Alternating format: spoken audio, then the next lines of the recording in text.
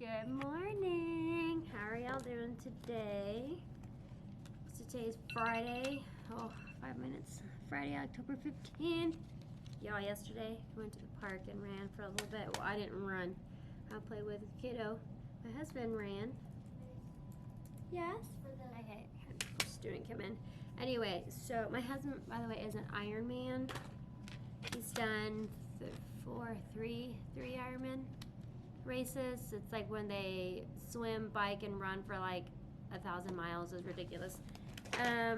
He's one of them crazy people, and he hasn't really been doing that since, you know, the baby, because there's just no time, because it takes up a lot of time to train and all that good stuff. So anyway, he's like, I'm just gonna hold off on it for a while and then, you know, get back to it later. And I think he's wanting to get back into it. Just hasn't really said it specifically because it takes a lot of time and with the kiddo. But I'm like, you know what?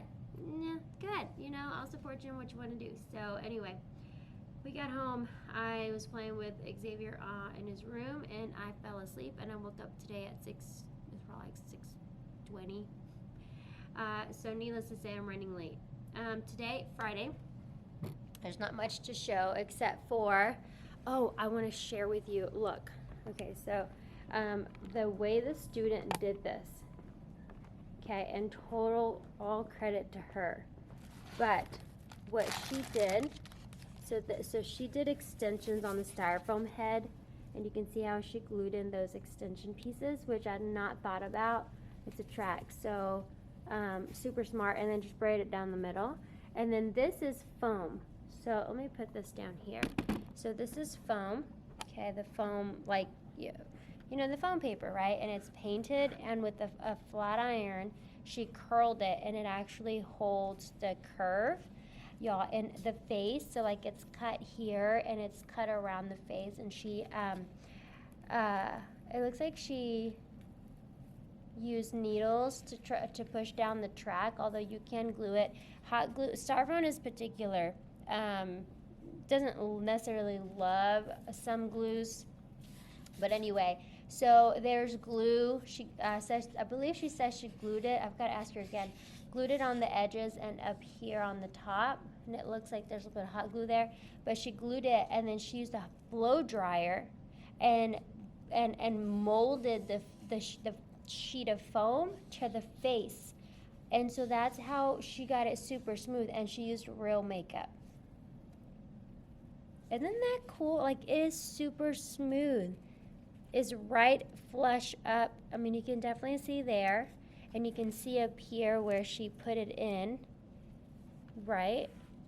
But, oh my gosh, this is the coolest. I was just, like, so blown away because I've never seen this technique. And so she had explained it to me about maybe twice. But this is really cool because it gives you really smooth surface. And like I was saying, for this one, for example, she did a great job, but the texture throws it off a little bit because of the texture of the styrofoam. But then look at how smooth this one turned out. So now that she's taught me that, definitely going to be incorporating that in our following projects, and just the application of the makeup will be a lot smoother should we have that foam sheet. And like I said, Mod Podge or wood glue, place that over the mannequin head, and that gives you a smooth surface as well to be able to paint smoothly over it. It's just that the styrofoam just has the texture on it, so that's what makes it difficult to put any paint on. Alright, gonna get class started, and I'll catch up with you guys in just a little bit. Hey guys, alright, so we are going to, I didn't have time to stop by the house to get the photo shoot stuff, and then I asked AV. They were a little busy doing a project of their own. So one thing that we've done in the past to do a quick little photo shoot is the closet. So in front of these boxes, I went ahead and took some butcher paper, and I took it all the way to the floor. I don't know how big I wanted it, but so the student will come in here. We'll turn the light off, and then this will be the background. And so we've got some good lighting from here, but if you close the door, take a phone and use that as a spotlight. You can bring it from the top, the bottom, it'll cast shadows. Super easy, super fast, not much of a setup and not much of a cleanup. Now, if like I've got these rolls over here of the like the fabric stuff. You can do different colors and to match their theme, but we're just gonna go with a black for today. I usually have the photography backdrop with the umbrellas and all of that, but I had no time to go, get that stuff. And then I fell asleep and I didn't pack my stuff yesterday at home. So we do have that, and that is ready to go. What else? The students have pulled off, and let me show you. Y'all, I know the recording quality has not been very good. The students have pulled off their stuff off of the horn that we created, the stab with the spatula, and then the texture with the oats.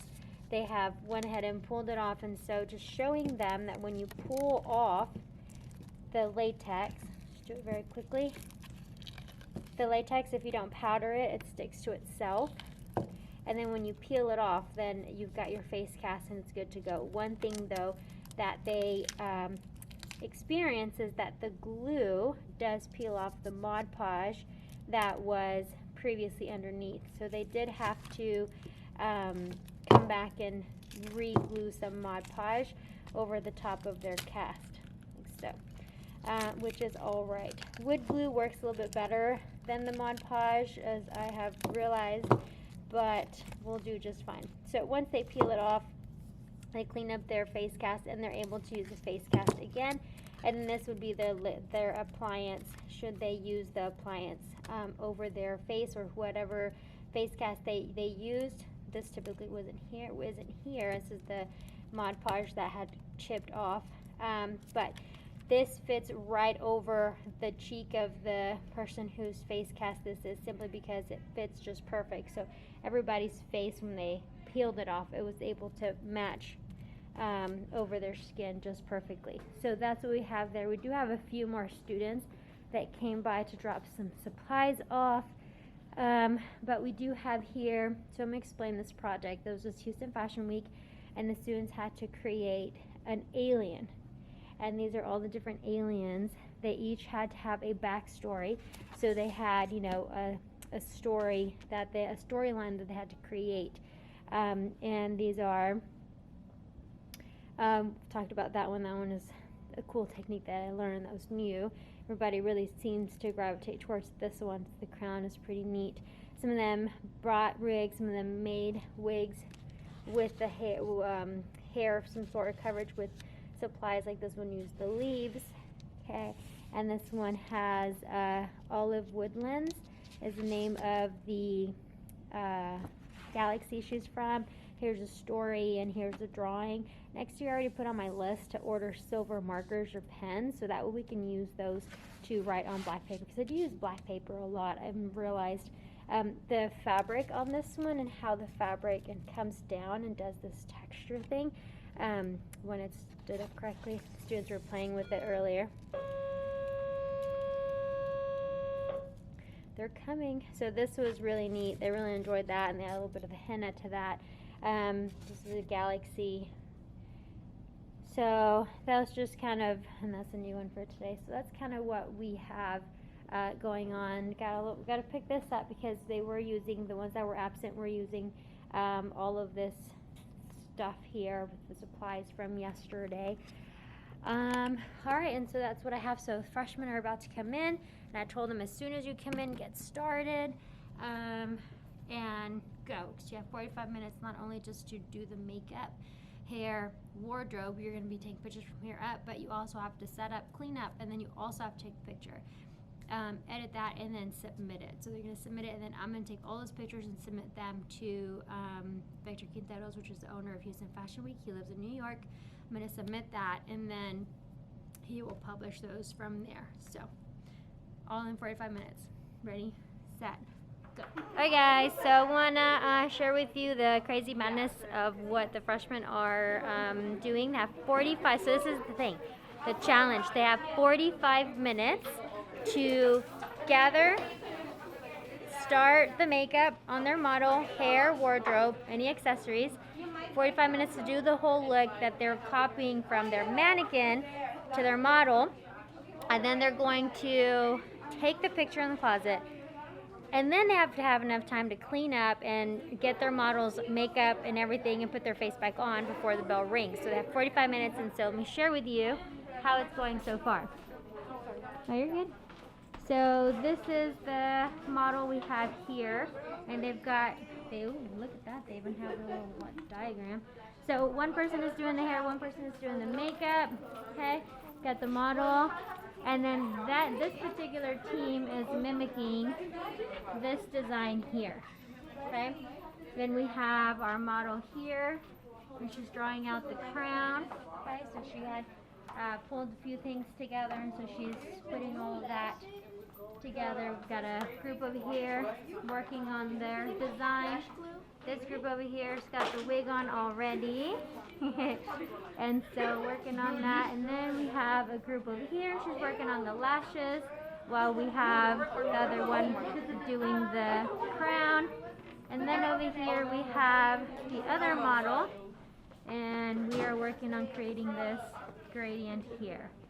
Alright, I think you guys are going to need some sponges, so let me bring some sponges for y'all.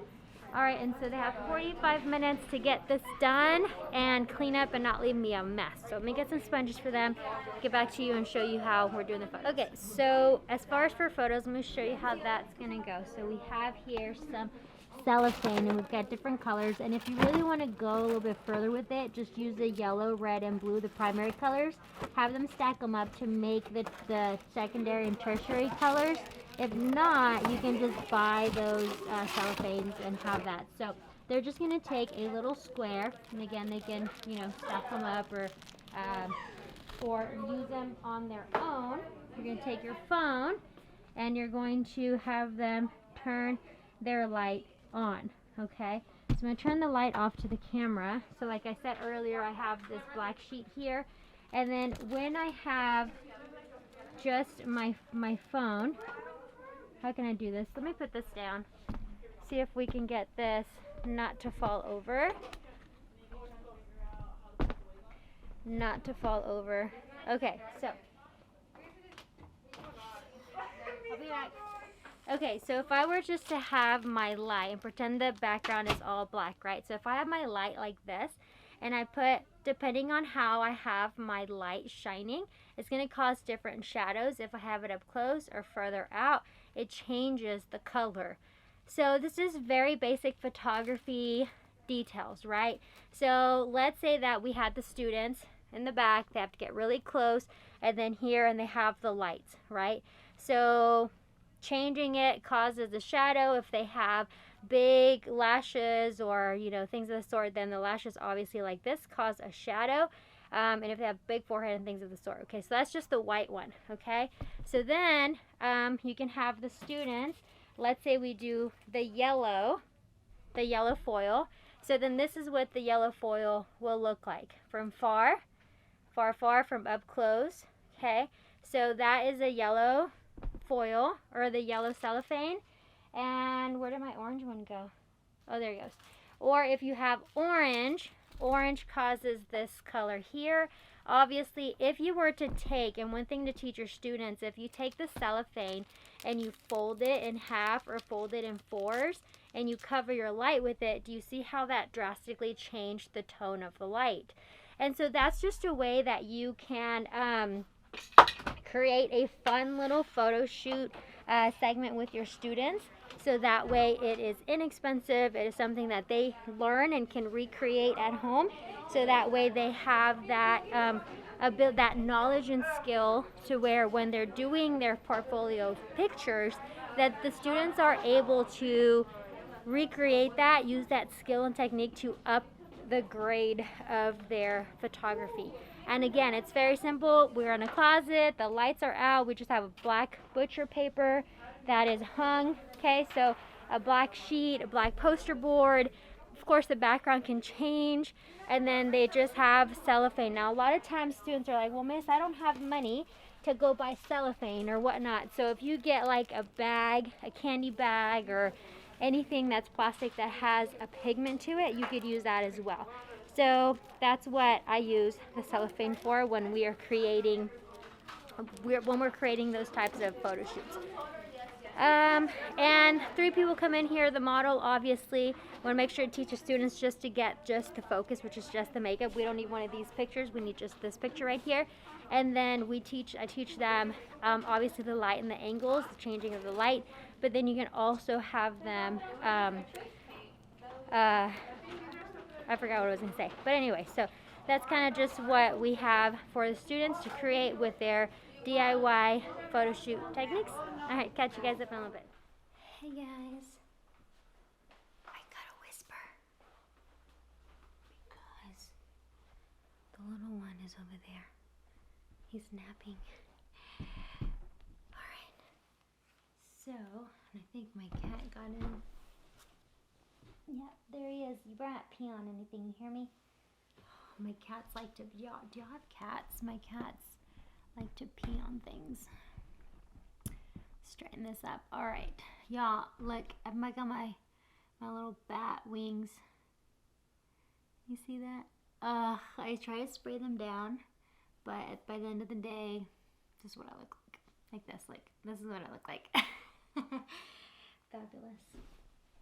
Where did he go? I gotta keep my eye on him. I don't trust him. I've got trust issues with this cat. Anyway, I'm in my room. My studio is what I like to call it. And so I went to the school. Hang on, y'all. Take a minute, because then I saw a mosquito and I tried to kill it, and then I couldn't find it. Anyway, so like I was saying, my cats, they like to pee on things. And so I don't trust them in here, because then I'll find things and they're peed on, and then I have to throw them out because the smell of it is so bad. If you have cats, you know. And before I had cats, I hated cats. They are just, all 3 of them are rescues, and I just have a big marshmallow heart for animals, so that's kind of how that happened. Since having a kid, my thought on animals are don't have animals, because it's like an extra to do. I'm trying to fix the lighting. Y'all, my eyeshadow, my mascara is running. Oh, today was just one of them days. Okay. Like, I swear, everything that I did today, I did nothing right. Y'all, look at my Skills USA tech stickers. Cool. And then, like, I've got some on the inside, too. Ooh, this is dirty. I got the keyboard ones from Washington, when I went to Washington Leadership. That was cool. If you ever get the chance to have a district officer, and you go through all the training, and they get their statesmanship and summer leadership camp, and then you get to go to, and you have the opportunity to go to WLTI, Washington Leadership and Training Institute, you need to go. It is an experience. Oh my gosh, you learn so much. I love it. I love it. Anyway, I don't think if I can help it, I don't think I will ever not have a district officer, because it's so much fun. If you guys are not part of Skills USA, it doesn't matter what state you are in the United States. And I don't even know if other countries have Skills USA, because I know there's like worlds competition. I don't know, I haven't gotten there yet, but if you're not part of Skills USA or have a CTSO, like you've heard me talk about this before, is a career and technical student organization. If you are not part of it, you need to be. In the state of Texas, you have to be. So if you're not in Skills USA in the state of Texas, maybe you're BPA, DECA, FCCLA. I'm gonna wake the baby. You know, there's different CTSOs, but it is part of your TEKS. So your Texas Essential Knowledge and Skills. If you are not somehow exposing your students to a CTSO, you're not following your TEKS. You must be part of it. That's part of our job. I have some. Oh no. What's that song on Instagram, TikTok? Oh no, oh no. He's awake. Hi. Okay, I was gonna record what I was gonna do. Let me see. Nope, he's gotta cry. Okay, well, I'm not able to record me because I'm holding him now. But alright, so I do still have this table set up. I need to take it down, but then I kind of like it. And then when I do Zooms, this is my background, and I kind of like that too. But I do have my photography backdrop that I need to pack up and take to the school, because I'll be using it frequently coming up. And then I've got my nail and lash kit down there. I just gotta put all the stuff back. Over here, my bookshelf. My neighbor actually gave me this bookshelf, so I was gonna use it for the school, but then I didn't have one for here, and I had all these books on the floor, and I thought, yes, I'm gonna use it here. And so I've got all of my coloring books, all of my facial or aesthetics, hair, fashion, journals. I've got all of that here. This used to be in my classroom, but I just because COVID and I thought I was not going to be returning to school and all that, I just brought them home, and then they're just still here. So here I have what do I have? Oh, I brought all of the nail stuff. So I brought my that nail art box down there that has all my personal stuff. And then these are the little baggies that half are personal my mom gave me, and the other half I bought through school budget. And then this one is like my half and half is like my working box. And then these two boxes here are full of supplies that I've bought with school budget. And then this is also the product that I bought with school budget. I think there's a set of gels in here.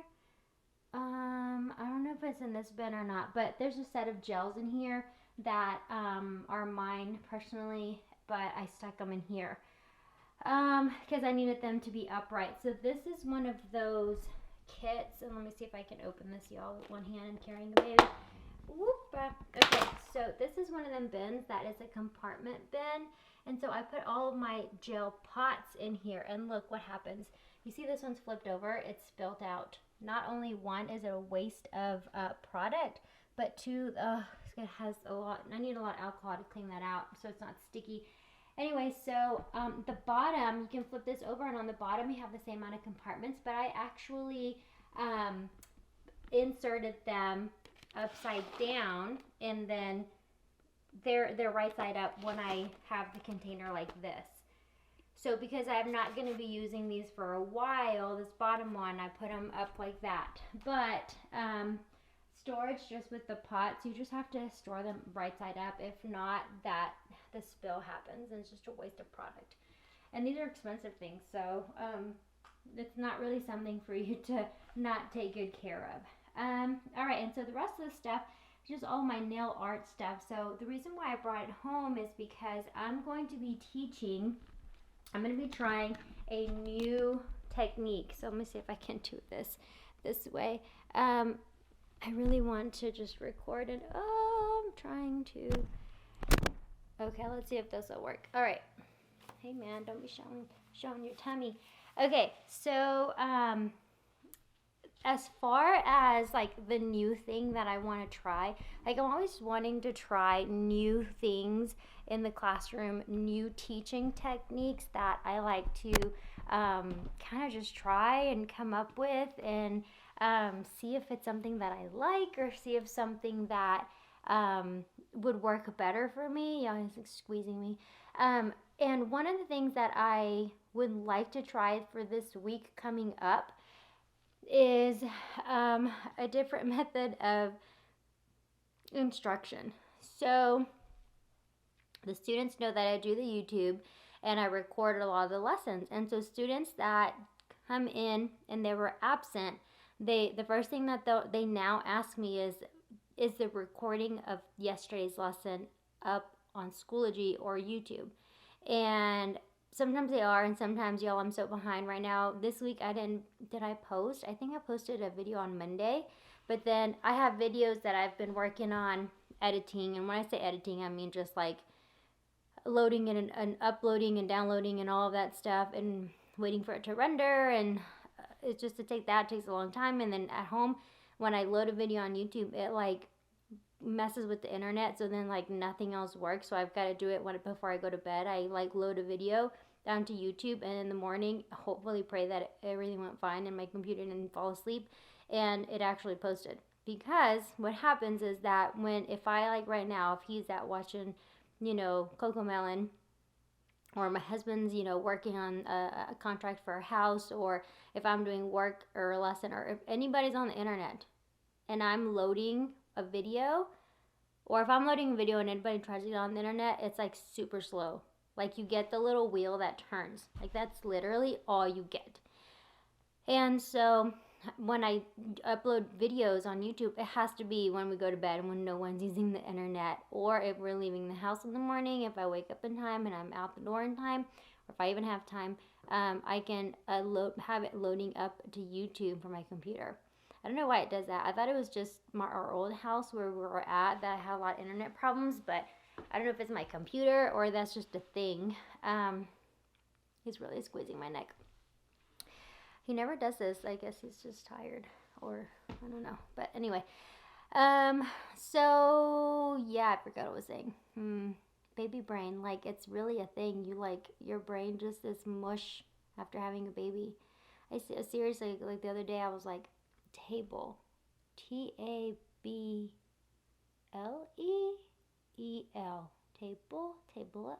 I literally like lost it for a minute. I was like, what is wrong with my brain, and something's wrong with it.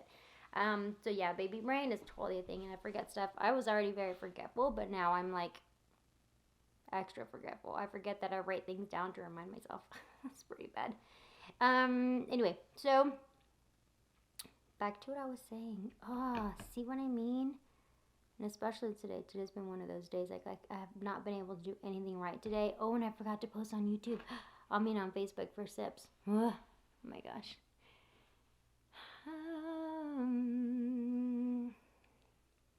What was I saying?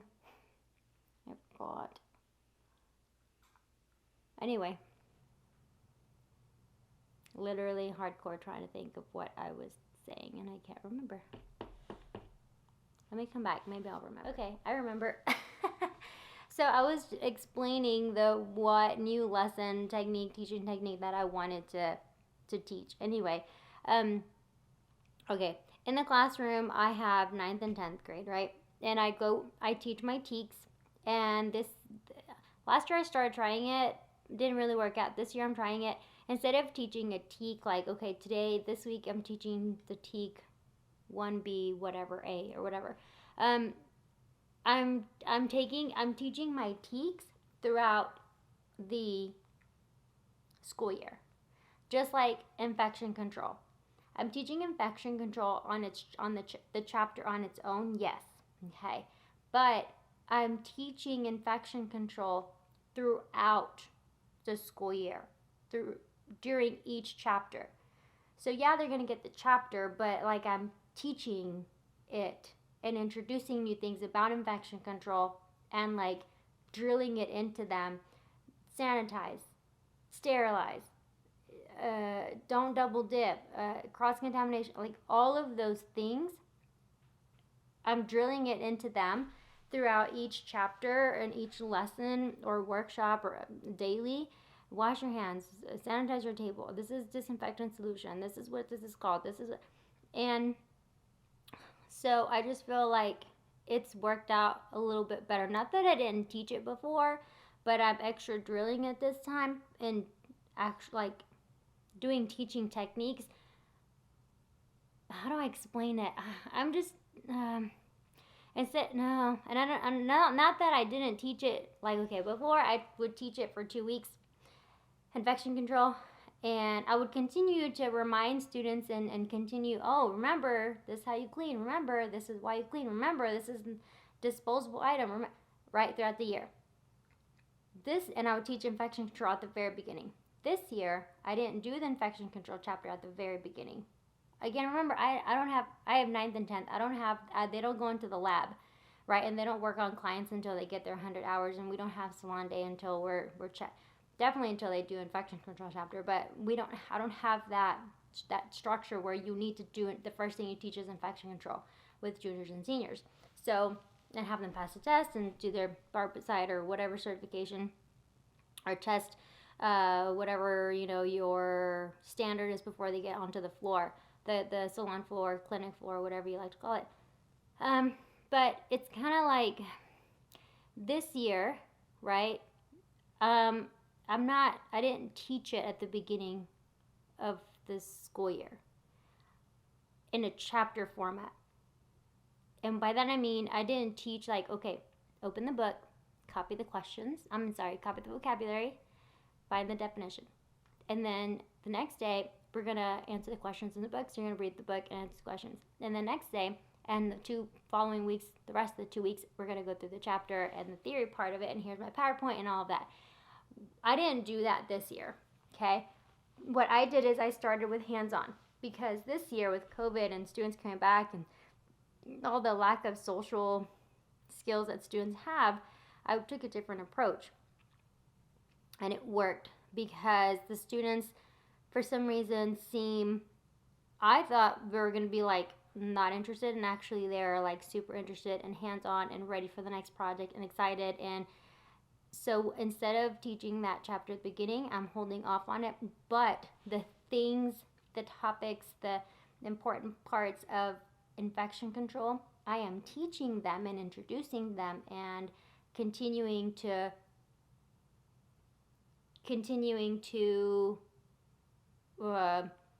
like a record, right? Continuing to talk about those things throughout each lesson and each day and each workshop and so that the student, it's a continuous thing, and they're learning the chapter. We haven't done the book work. I guess what I'm trying to say, I've done the verbal theory part of it. I just haven't done the book work part of it. Does that make sense? I don't know if that makes sense. I'm trying to explain it, but I think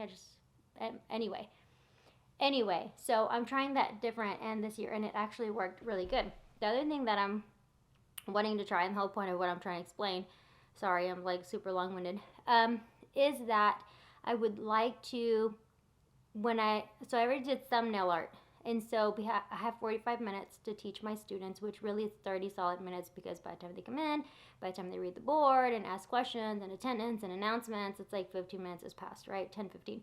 And then by the time that I have to give them time to 5 minutes. Okay, 5 minutes for your bell rings, clean up, put away, wash your hands, sanitize. So I've got 30 minutes solid to teach, right?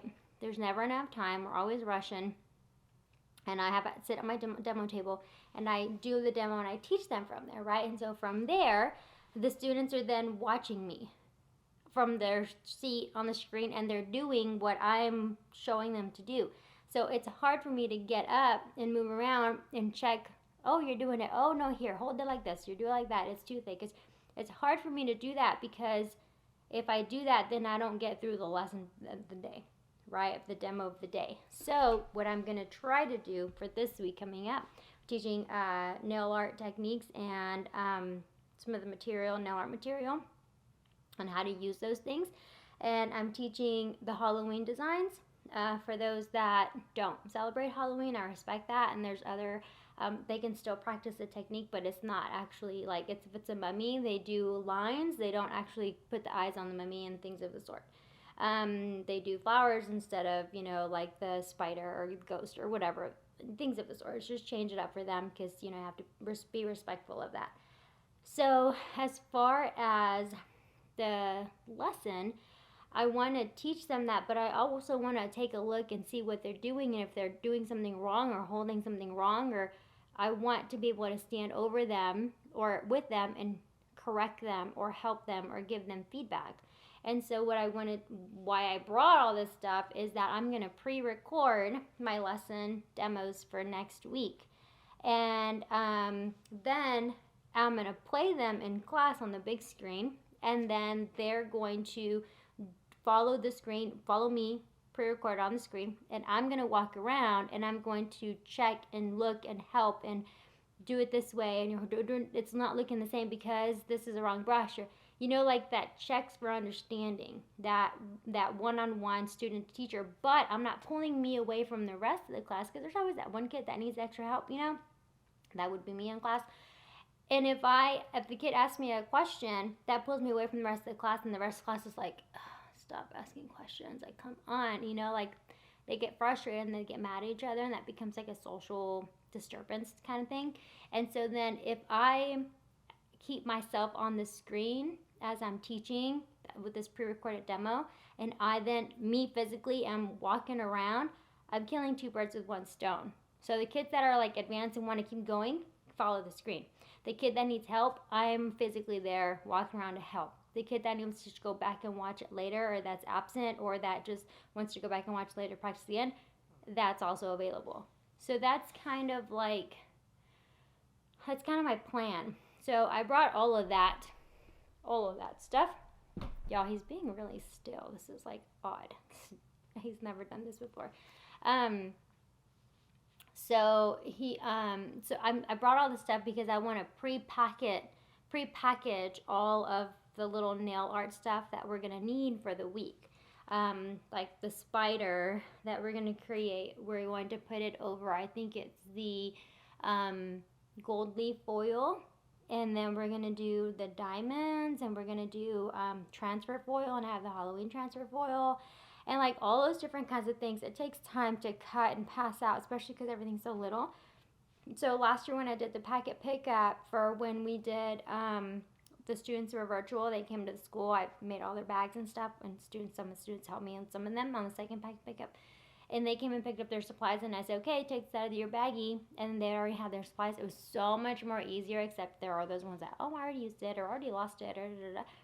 It's fine. But it was just so much more easier. And so this way I can save time, because I have 30 solid minutes. I can save time in passing all those things out, and everybody, and it also helps teach them be responsible for keeping up with their stuff. Yes, they're going to be those students. Oh, my dog ate it. Oh, my mom threw it away. Oh, my grandma came and was cleaning my room and took them. Oh, you're going to have that. So always allow for extras, but definitely, I'm going to try that and see how that works. I think that it will be successful. I just have to take this weekend to really prepare for it. And in doing so, I've got to get him to sleep. And it's typically, that's my time to do. So my in-laws come over on Saturday or tomorrow. And so maybe while there's a mosquito. While they're here, maybe I'm playing with him a little bit. I'll sneak away for a few minutes, maybe 30 minutes, an hour, and maybe help package all that stuff.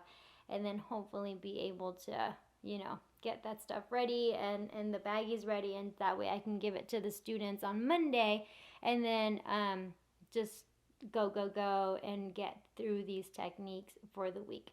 I will definitely be recording the demos. I'll be posting those as the days go by, so students don't necessarily pre-watch them, or they can. It really doesn't matter, I guess. And then I will absolutely record during class and let you guys know how it's going. And yeah. Y'all, this is really strange that he's holding me like this. This is like the longest. He's awake. He's just looking at all the books. He loves books. And he's looking at all the books. And I keep looking at him. I was like, what? Through the computer screen. I'm like, what is he looking at? He's looking at the books. His eyes are like going like this. Because of all the books, I guess. I don't know. Anyway, so that is what I'm working on. And I wanted to record that and share with you before I, fed him and put him to bed, because then I'll forget later. It's very forgetful. Or then I'll just get tired and lazy and be like, no, I'll just do it tomorrow. And then I end up hauling all these boxes back to school, not having done anything here, because that's just kind of how it's been lately.